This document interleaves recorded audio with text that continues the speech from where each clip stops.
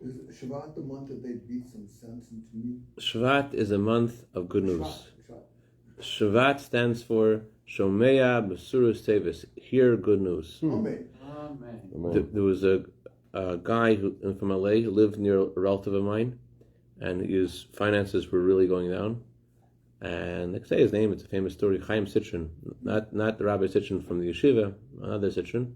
Mm-hmm. And his mother-in-law went by the Rebbe, and the Rebbe asked her, how is Chaim? Baruch Hashem. How's your daughter? Baruch Hashem. How are your children? Baruch Hashem. And the Rebbe concluded, Shomeya Basuras Tevis. You'll hear good news.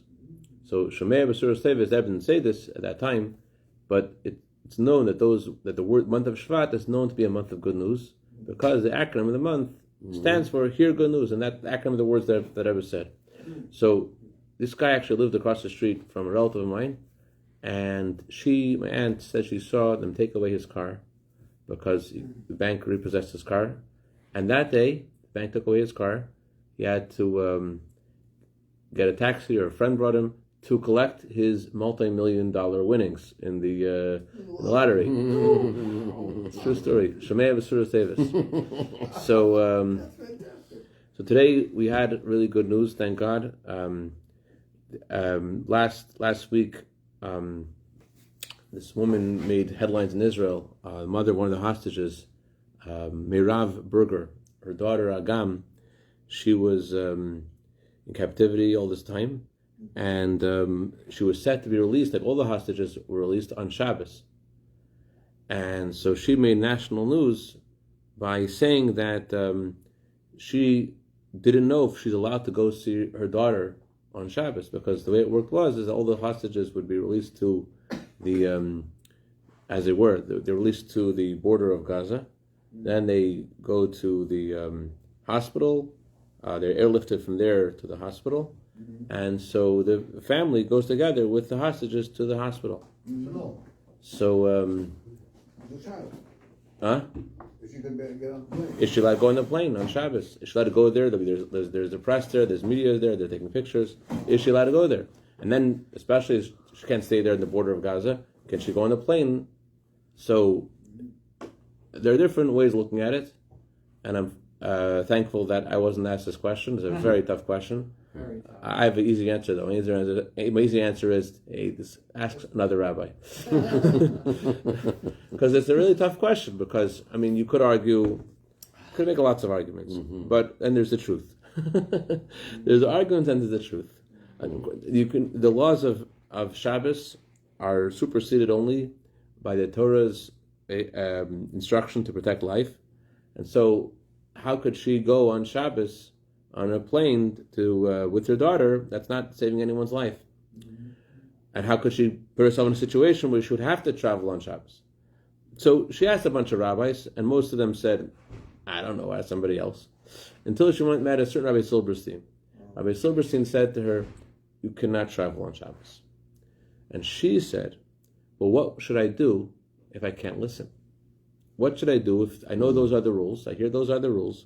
What should I do if I'm unable to keep the rules? Oh, Shlechem Shmuel. There are rules. What should I do if I can't keep the rules? Meaning, if you tell me I can't go on Shabbos, I'm going to go anyways. So unlike many of us in Los Angeles who are wont to say, well, don't ask a question if you don't want the answer. Truth is truth. You can't escape the truth. You don't get caught either by using the truth.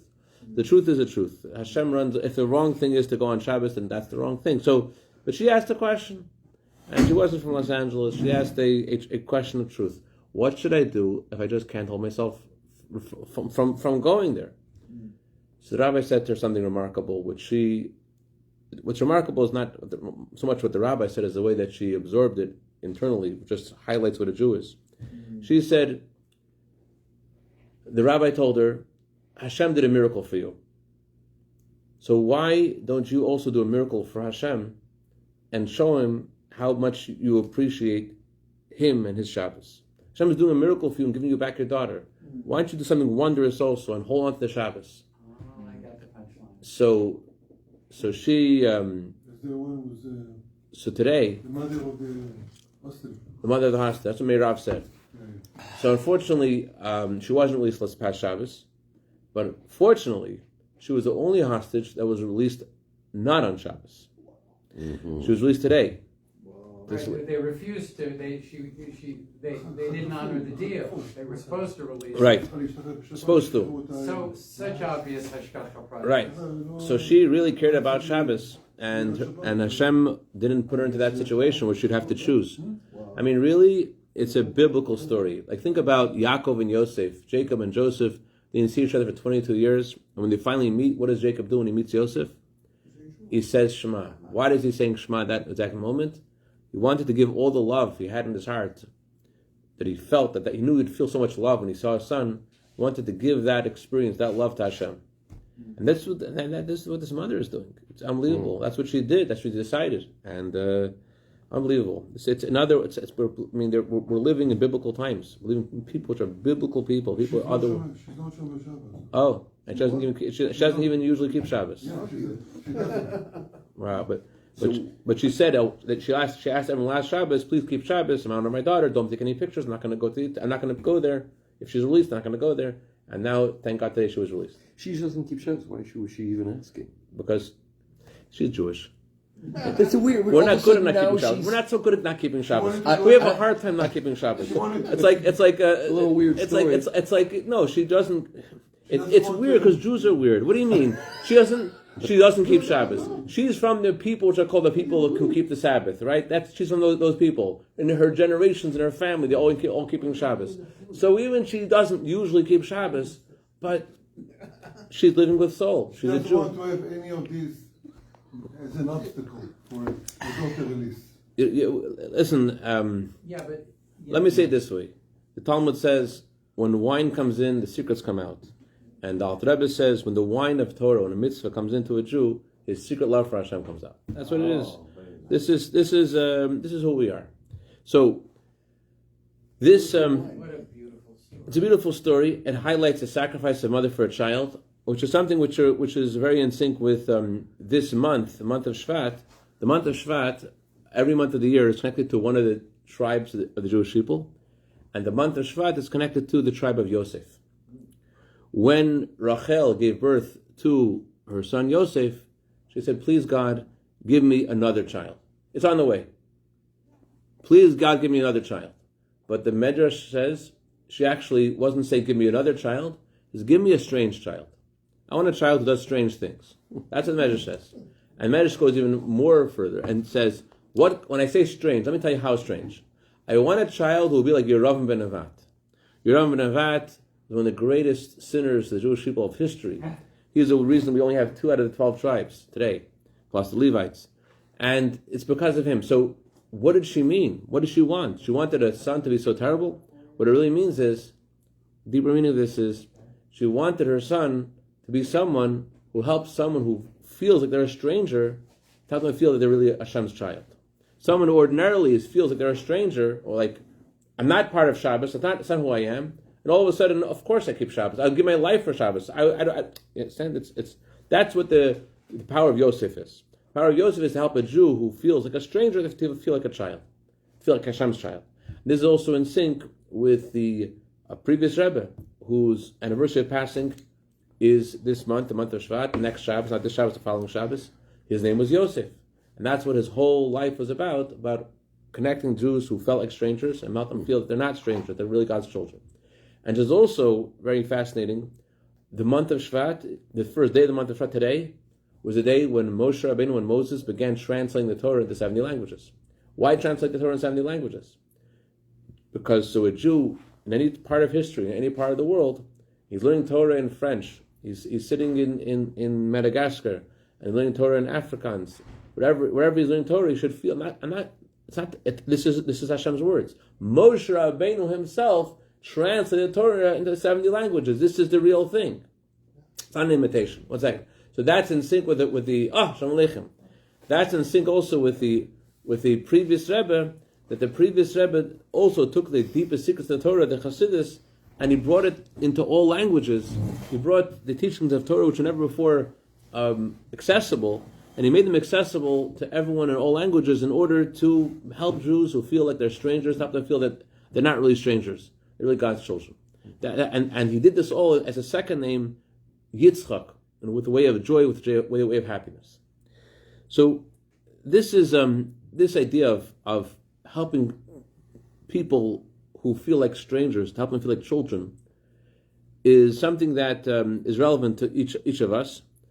And children and every person, in Hebrew, there's a word for a person, or I. What's the word for I? How do you say I in Hebrew? Anyone know? Ani. What does Ani stand for? I in Hebrew stands for, Aleph stands for Ahuv, beloved. Nun stands for Nachutz, needed. And Yud stands for Yachol, able. You want to give another Jew the feeling that they are beloved, that they are able, that they're capable, and that they're needed in this world. It says, people say that if a child doesn't have parents, they're an orphan, and they're an orphan child. But if a nation doesn't have children, then it's an orphan nation. So this idea of educating a child or educating another Jew is something fundamental to who we are as people, as a people. But what exactly is the connection between parents and children? How does it work? Is it just a natural connection? Just a connection they love? Hashem built us to have love, to want to have children, to connect with our children? Or is it more than that? There's something we see in Torah. The Torah has a different view of parenting and of a relationship between parents and children. For example, there's an interesting law that, or more, it's a custom, not a law. The custom is you don't cut your children's hair until they're 3 years old. Why not? 3 years old. I know some Iranians that they hold that they don't cut their children's hair till they're 13 years old, 12 years old, not kind of custom, just because they can't stand it. They're, I'm going to take my child's hair and cut it. I don't want to let go of his hair. It resonates with me, by the way. It's a very big challenge in faith to see that beautiful, the way a child looks at 3 years old and have to cut it. It challenges my faith. Anyways, but I like the Persian style. Like, They go to Harbaran. yeah, but not just that. They hold on to that hair. They want to let go, keep the child's hair going as far as long. Anyways, so the reason why we're not allowed to, it's a custom not to cut the child's hair. Why not? It comes from another law. When you have fruit growing in your field, you plant a seed, you're not allowed to eat the fruit for the first 3 years of the tree's life. That highlights to you, to a Jew, that his fruit isn't his own. It's Hashem's. You can't have it. It's Hashem's. So too, Hashem wants us to know our children aren't ours. They don't belong to us. That's the message Hashem is giving to us. It's something Hashem gave a child to a parent's care, but a parent doesn't own the child. So we're going to see, God willing, today a very fundamental thing about the approach to children, the approach to other people in our lives who feel that they're not part of Judaism. Something very powerful today from one word in this week's Torah portion. This week, Moshe Rabbeinu, Moses, goes to the Pharaoh, and it looks like he's about to be successful with the Pharaoh. He's about to get the Jewish people to leave Egypt. The Pharaoh finally comes to the table. He's ready to negotiate. Moses says to the Pharaoh, we want to leave Egypt. And the Pharaoh has already been through the blood and the plague and the frogs and the lice. And he's like, okay, you want to go? Who do you want to take with you? Who do you want to take with you? That's a new question. He never asked that question before. He's ready to negotiate here. Oh, interesting. So Moshe immediately says, with our young, with our old, with our sons, with our daughters, we're all going to go. So the Pharaoh's like, what? Crazy. That's not what you want. Why would the children have to go? What are the children going for? Only the men can go, or no deal and goodbye. And that ended the negotiations. The question is this. Who did the Pharaoh want to go, want to let go? Who didn't he want to let go? So the commentaries explain the Pharaoh was okay with people between the ages of 20 and 60 going. Older than 60, younger than 20, he didn't want to let go. Why not? Why not? I mean, think about it. What is the Pharaoh? What if you were the Pharaoh, what would your interest be in having the Jews stay for more days? More work? It's lucrative. They're building Egypt. Every day of work is accomplishing something. Sending out 600,000 slaves away it's a loss. Every day is a loss. But the children, they're not working. The elders aren't working. Why would the Pharaoh be so okay with the adults going, well, no, not the children. Why not the? Why does he care? Why was it such a big thing for him that all of a sudden it messed up negotiations? Why was this like a make it or break it thing? Why? And think about it also. If the Pharaoh is uncomfortable, the Jewish people leaving, as Moses said, for 3 days, because maybe they're going to leave for longer than 3 days, who is more of a chance they're going to escape? Little children and elderly people, or able-bodied people? They're going out into a desert. Who is more of a chance? Who is more a suspect of escaping? The able-bodied people. The children and elders, how far could they go by themselves? So if the Pharaoh was concerned about his employees, then the first people should let out is the children and the elders, and the able-bodied people you want to keep, but instead the opposite happens. And also Moses, interesting thing, Moses said first he said the young, and he said the elders. Why is the young people first? So the answer is this. Paro, the Pharaoh, the hamburgers have arrived. Please, everyone. Oh, thank you. Avi, you have one? Thank you. Should we serve them now, or should we wait? Anyone who'd like to take one now can take one now, and want to take one later can take one later. It's a free country. But it seems everything's complex. But just listening to this, it seems like the obvious answer is if you keep the children, the parents are going to come back. Interesting. I mean, and Interesting. Bill was raising his hand. I assume that you were going to say I was something. going to say exactly that thing. But All right. I hear the argument there. I hear the argument. There's a deeper meaning to this. Deeper meaning to this is the Paro was a very clever, evil but clever person, and he wasn't just interested in the slavery of the Jewish people per se physically. Oh, you want a chicken? Okay. Paro wanted to cut off our connection to Hashem. Paro wanted to sever the bond of Jew to Hashem. People usually think that there's an age of action and there's an age of enjoying what you've done in life, right? So when you're young, you're building your future, and then afterwards you retire and you enjoy whatever you've accomplished. So Moses tells the Pharaoh, we're going to make a holiday, we're going to make a celebration. Who goes on the holiday? Who goes on the day of celebration? The young people don't want to. It's not time for them to celebrate. It's time to turn to work. There's no value in the perspective of the Pharaoh. There's no value in the age of youth. It's just a means to get to retire. You work now, so then you could enjoy later. But in Judaism, in Judaism, youth has its own meaning and own value. The youngest child has a value. Every person, as the Talmud says, every soul is like a whole world. The Torah says that Hashem loved Abraham. When Hashem was going to destroy the city of Sodom, Hashem said, I have to tell my beloved Abraham. Why was Abraham so beloved?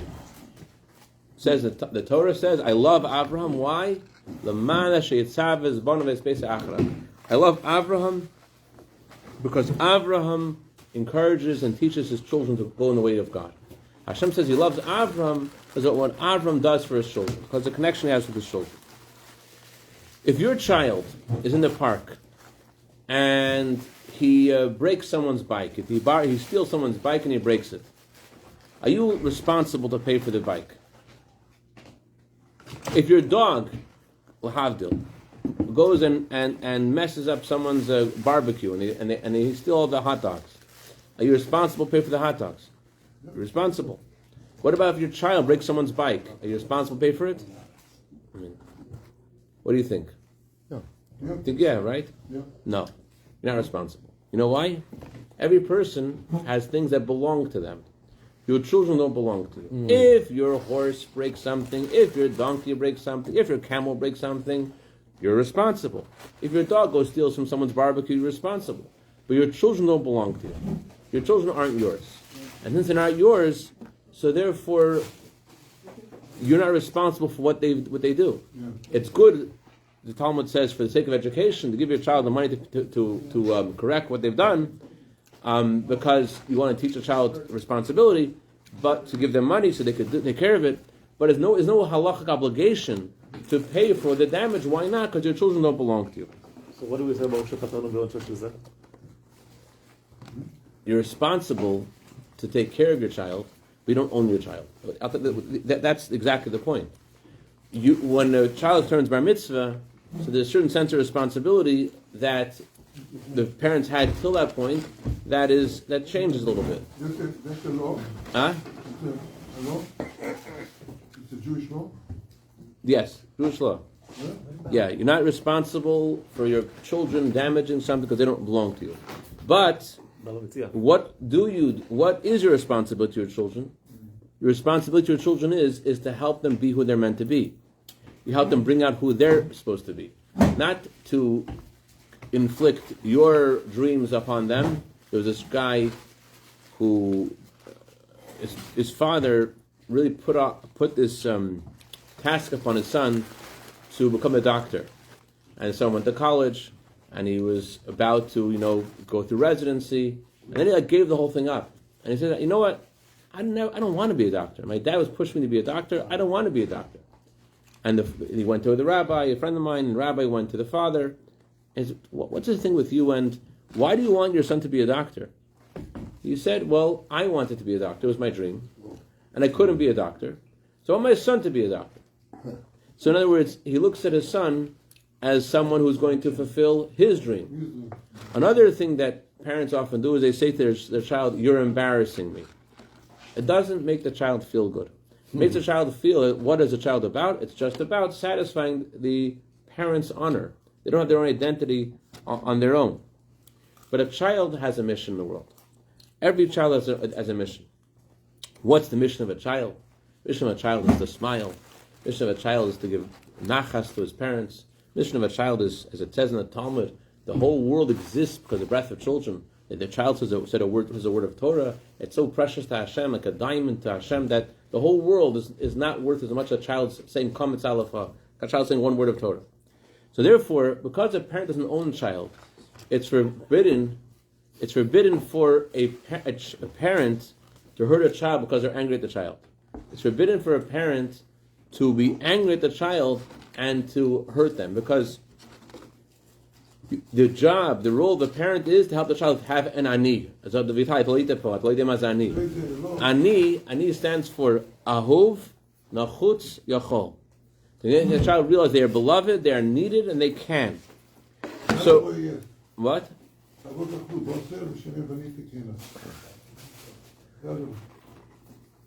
If a child gets hurt by a parent, when you do that, what's really happening is you're not just hurting the child, you're hurting the roots of the Jewish people. Because there's a guy who was beating his children, and he went to his rabbi, and the rabbi says to him, why do you hit your kids? Well, what's the matter with you? The guy's like, my father hit me. And I swore to myself, my father hit me, I'm not going to do this to my children. That's the last thing I'm going to do.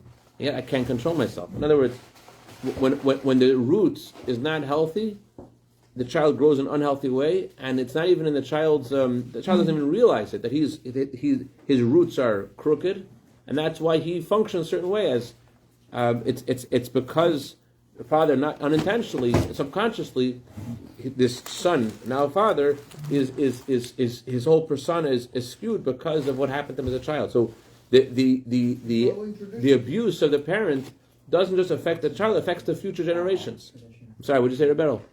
He's following tradition. He's following tradition. It's a bad tradition. Yeah. Let me say it this way, Rebbe. There's a guy, I don't know the source of the story, a guy comes to the Rebbe, the way the story goes, it could be wasn't the Rebbe, but it's a true story, it has a truth to it, whether it was the Rebbe or not. He had 7 daughters, and one of his daughters didn't give him so much nachas, and he asked the Rebbe, what's wrong? I educated all my daughters in the same way, and the response was, that's the problem.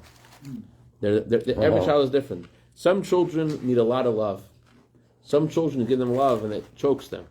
They need space. Some children need a little to be pushed a little bit. They need a little rebuke. And some children, they get their rebuke and it shatters them, it breaks them. So sensitive. So it's not a simple thing to educate a child. Not a simple thing. Every child needs something different. But the good news is that the investment is well worth it. I was on the phone yesterday with my wife's grandmother, Angesund. She has now great grandchildren. There was a woman. She's 101, Angesund. Baruch Hashem. There's a woman who went with all of her grandchildren to the Kotel. And she lies about her age. And she had 1,000 grandchildren at the Kotel. 1,000. She brought 1,000. So the picture. The one in Yerushalayim. Yeah. 1,000, and not everyone was there. She brought 1,000 with her, but not everyone was able to make it.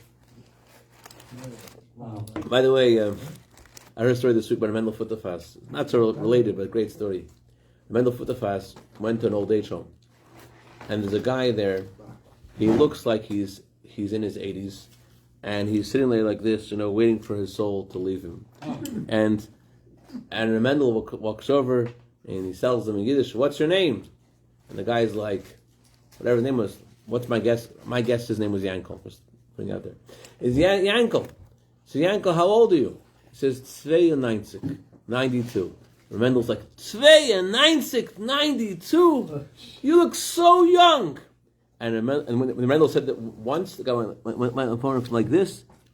You woke up. He raised his back like a tiny bit. Mendel's like, you look so young. It's 92, 92. And the guy, by the time Mendel said it a few times, the guy was dancing already. He was dancing.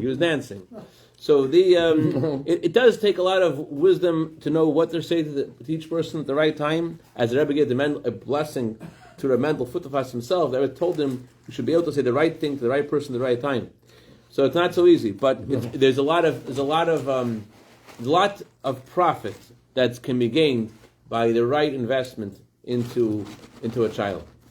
There was this mathematician who was living next to this gardener, and they both made a little garden, and the gardener was very methodical about how much water he gave to each plant, but the mathematician, the neighbor, he's poured lots of water, and it was noticeable in the fruits and the vegetables that the mathematician's fruits and vegetables were all green and full, and the gardeners were like, scrawny. And he always wondered about it. Why this guy's an expert gardener, why doesn't he give them more water? Why does he care about the water? Just give them more water until there was a storm. It was a rainstorm. And the rainstorm, the gardener's garden was still intact, but not his. And he went over to him next. He was like, "What? Tell me about that. Why are mine were so much better? How come yours lasted and mine didn't?" So let me explain to you. You gave a lot of water to your fruits and vegetables, so I didn't. When the plant doesn't get enough water, so the roots go deeper into the earth looking for water, and because it goes so far deep, they go deeper and deeper. That holds up holds the plant up, and so the plant can withstand the rainstorm. So, in a similar way, with education, it's hard to know when you're smothering the child. And a lot of children, especially in our generation, they don't want the love as much as they want the respect. Let me be me. And it takes a lot of thought to know what the child really needs, and when to push, when not to push, when to give, when not to give. It's not an easy thing. But that's why the Rebbe says in Hayom Yom that just like it's a mitzvah put on tefillin every day, so too it's equally a commandment to every day think about the education of children. Think about, that actually doesn't say education of your children, just education of children. There was a rabbi, I shared this story before. He came to the Rebbe, and the Rebbe was asking, what do you do for the children in your community who don't fit in? So he told the Rebbe, our children are all fit in. We don't have children like that. And the Rebbe said, aren't all children our children? So this is the reason why we have to think about this every day, because it takes a lot of thought. It's not a simple thing. You could have very good intentions and ruin things, and it takes a lot of thought. It takes a lot of wisdom. So we get the idea of education, what it really means, from the beginning of Ethics of Our Fathers. At the beginning of Ethics of Our Fathers, it says, Moshe Rabbeinu, Moses received the Torah from Mount Sinai, and he gave it to Joshua. And Joshua gave it to the elders. What did they give? About 5 minutes. No, I'm not leaving. All right. What did he give? I listen secretly. All right. What did Moshe Rabbeinu give to Joshua? What did he give him? Moses taught Joshua. Joshua taught the elders. What did he give them? What does that mean? Why do we need to know the whole story? Who gave who what? But why does it say he gave it to them? What's mean? He gave, Moshe gave it to Joshua. Joshua gave it to the elders. What did they give? What did they give? What does this mean? The story, it bears repeating. It's a great story. I shared this story before. The Rabbi Chazan from Manchester shared this story. There was a young man who, his mother, during childbirth, before the baby was born, she went to a doctor, and the doctor said that the fetus is not in the right position, and the baby won't be able to survive, and you won't be able to survive, so therefore you should abort the child. And the mother was waiting for many years to have a child, and so she didn't want to abort the child. And she said, I don't care what happens, I'm going to have this child. And sure enough, the baby was born, and the mother died. The father never wanted his son to live with the stigma of causing his mother's death. So he never told his child what happened. But decades later, when his son chose to get married to a non-Jewish girl, and they are at they're about to go to the wedding, and the father told his son, I need to tell you something, my son. He never told him before. But he said, I want you to come with me somewhere, and I want to tell you something. Where'd they go? They went to the mother's grave. And he told his son the story of how he was born. And he told his son, I want you to know that your mother dreamed of you passing through the torch to the Jewish people, and you continuing on and holding on to the torch and carrying the torch to the Jewish people to the next generation. She dreamed of having grandchildren, of there being continuation of Jewish people. Anyways, the boy goes out of the car, he goes to his mother's grave, and he's there for a very long time. He comes back to the car, doesn't say a word to his father. He calls up his fiancée, true story, and he says to her, I'm really sorry, but I need to call off the wedding. He wanted his mother's dream to be fulfilled. He called off the wedding on the day of the wedding, and he said, I will pay, I'll compensate you for whatever, but I can't marry you. She wasn't Jewish. I can't marry you. So this idea of passing the torch. You have a question? Sort of, or a comment. Yeah. What about the remote possibility of a conversion? Good question. Very good question.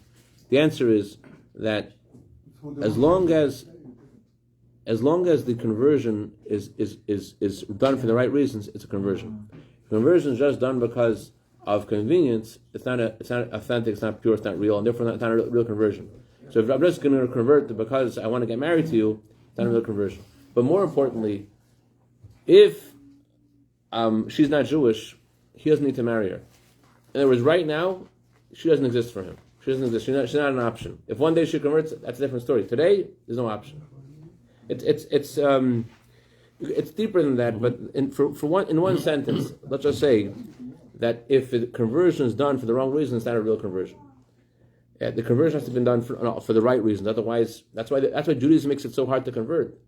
How do you know if someone's really sincere? You lock the door, and if they break the wall, they break the door, then you know, they meant it. They really wanted to get in. Anyway, so this is the meaning of the idea of the Moses giving the Torah to Joshua. He didn't just teach the Torah to Joshua. What did he give to Joshua? He gave to Joshua the mission of the Jewish people to bring Hashem's light and Hashem's warmth and Hashem's holiness to the world. That's the mission of the Jewish people. We're here to bring Mashiach. We're here to, Hashem wanted a home in the lowest realm. Hashem wanted a home in this physical world. So every generation has a unique part of the world, not just a unique part of the world, but the world's different. I think I shared this with you. Last week, my son found at my wedding, we gave out a memento of our wedding. Memento was a tape cassette of the Rebbe speaking. Exactly. And my daughter is looking at Tati, what is that? She never saw it before. My son found one in the yeshiva. I don't know how it got in the yeshiva. Imagine, the world's changed beyond recognition since 20 years ago. It's beyond Do you recognition. have anything to play it with? I don't have anything to play with. I have. Okay, good. All right, great. Thank you, Rabbi. Anyways, the point is that in the world itself, the different parts of the world, and each generation has its own niche in the world that they're meant to elevate. And that's why Moshe Rabbeinu told the Pharaoh, Moses told the Pharaoh, we will go with our young and with our old. That every person has a mission where they are. Every stage of your life. Why does your life change? Why you go from young to old, and not just young to old, but there's so many different changes in everyone's life. It's because there's something that Hashem wants to accomplish in every part of your life, and that's why He puts all the scenarios in your life. In other words, let's say tape recorder, for example, or barrel. The tape recorders are created because they need to record something, and because people want to record things in a more sophisticated way, they made other kinds of more sophisticated recording devices. And there's MP3 players, and then there's CD players, and then there's DVD, and then goes on. But the point is, before there is a thing, there is a goal. Because there's a goal, that's why there's a thing. It's not that first there's a thing, then there's a goal. First there's a goal, then there's a thing. Because there's a need to communicate, therefore there's a phone. So Hashem also, He creates the circumstances in our lives because He wants to accomplish something with each of us in every stage that we are in. Think about soldiers. Before soldiers go out to battle, what happens when they go out to battle? Before they go out to battle, they train them. How do they train them? They put them through all kinds of scenarios that they'll have to go through when they get into battle.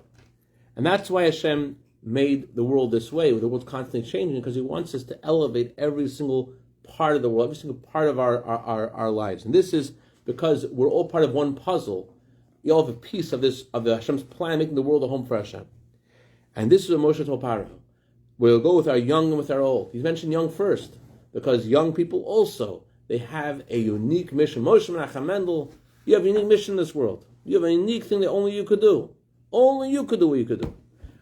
Everyone on this table has something special they could do, but you're special. You're young. You have something unique that you could do, even though you might say, if I had this, if I had that, if I was older, I'd be so much smarter, I could do so much more. No. The way you are right now, no one could do what you could do. Nobody could do what you could do.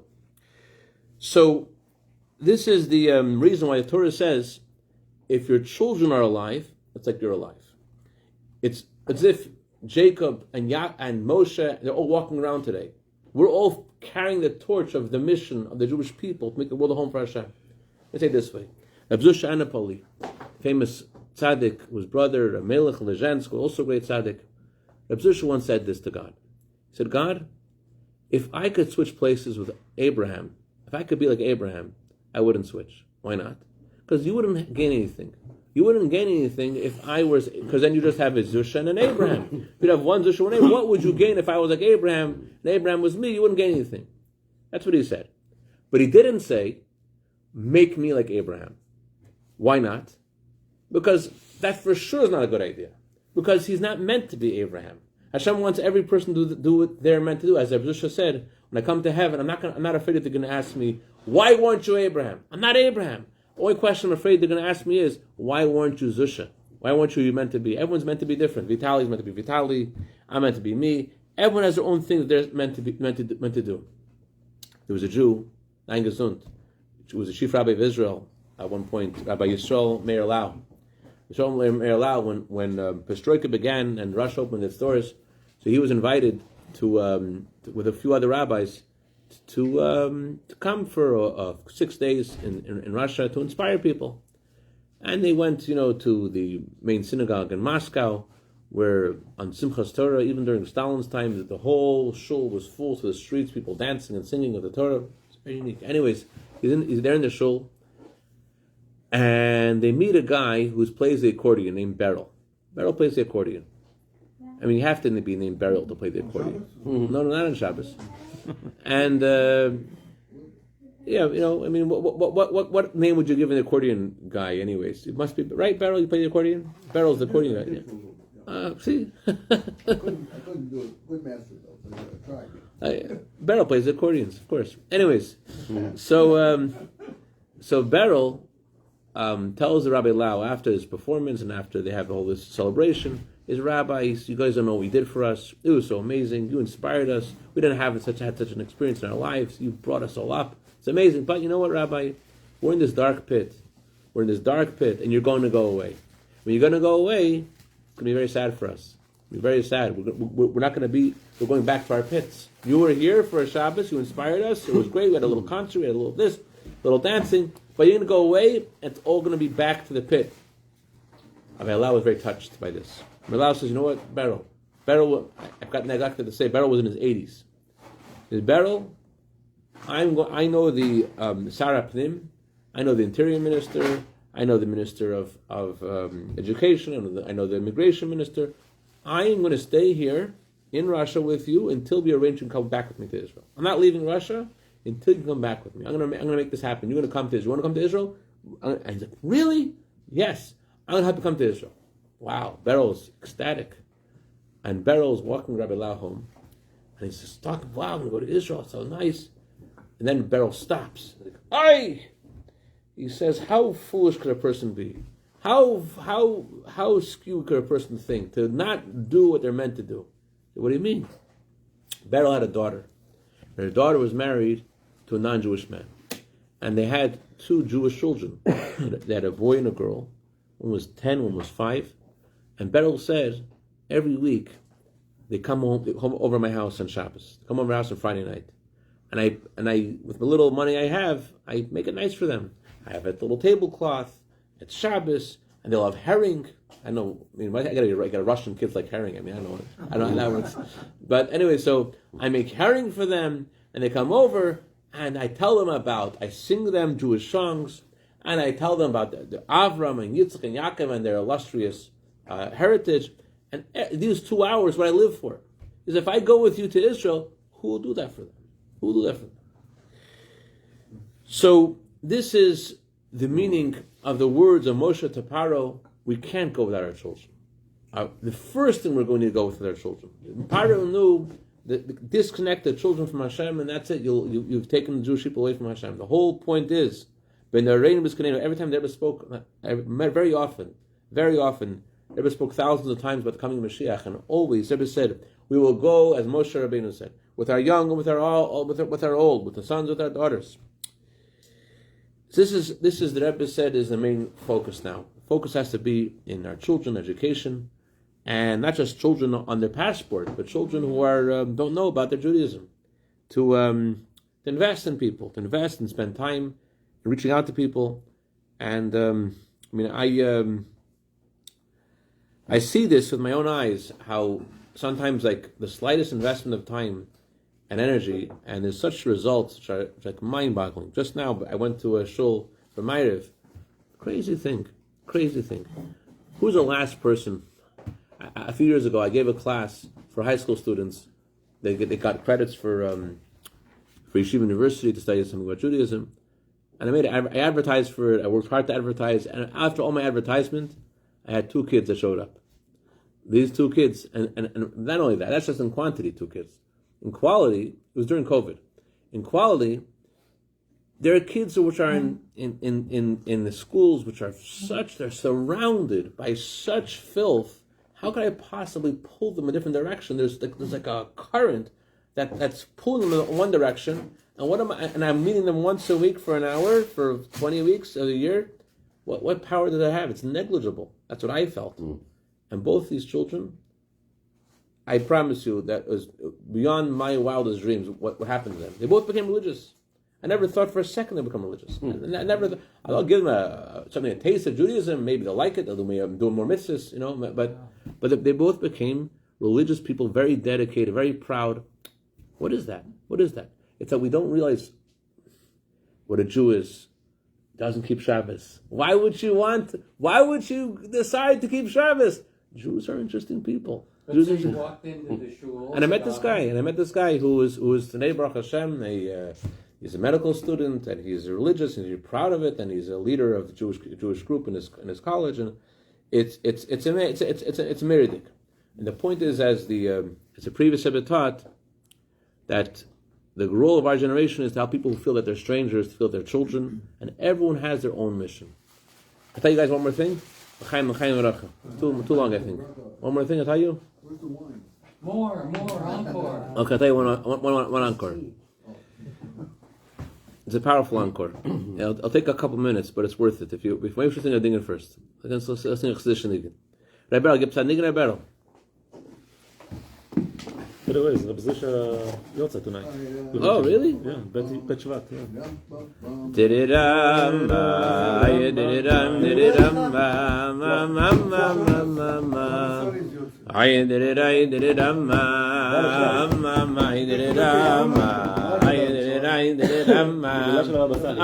your house.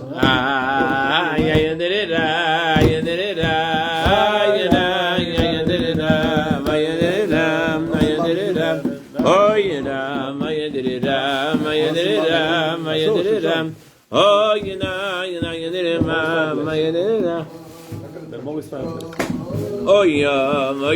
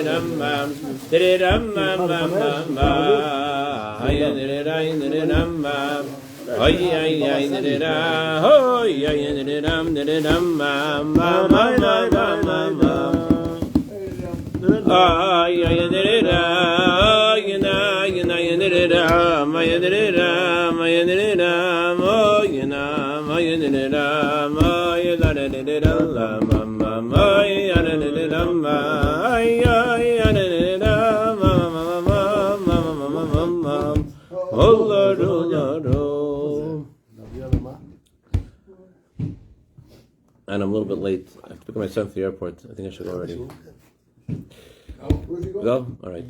To be continued. You going to Israel? You going to New York? He's coming back. Sheva 200.